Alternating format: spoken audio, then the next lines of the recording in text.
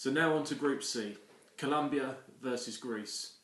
Now unfortunately for Colombia, they lost their key player in Falcao of Monaco to a knee injury, which is unfortunate for them, but I think it's unfortunate for the tournament as well, that you won't be seeing the world's best players, and he's probably the best finisher in the world at the moment, and it'd just be sad in general that he hasn't made the tournament against a Greece team who I think are very, very weak, with only one recognised player in Georgios Samaras.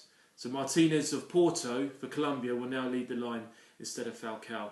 It'll be a tight game, but as I say, Colombia will be seeded for this group, so they're probably the strongest to qualify to the last 16, so I'm going to go for a Colombia 2-0 win.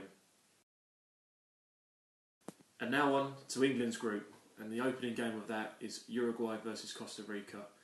Uruguay will come into this game strong favourites, even though Luis Suarez may not be fit for this game, which will probably work in their favour against a weak Costa Rica team.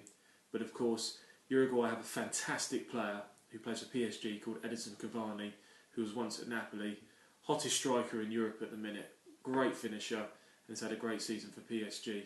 So I'm going to go for an easy Uruguay win tonight by at least 3 goals.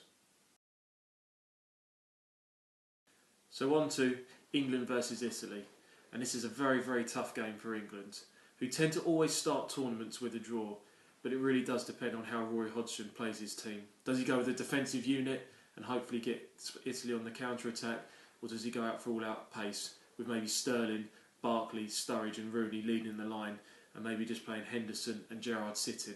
But of course Italy have fantastic players as well in Pirlo, who was probably man of the match when we played against them in the Euros, and Balotelli. Say what you want about him, he's a fantastic player, but will Italy start him in such an important game?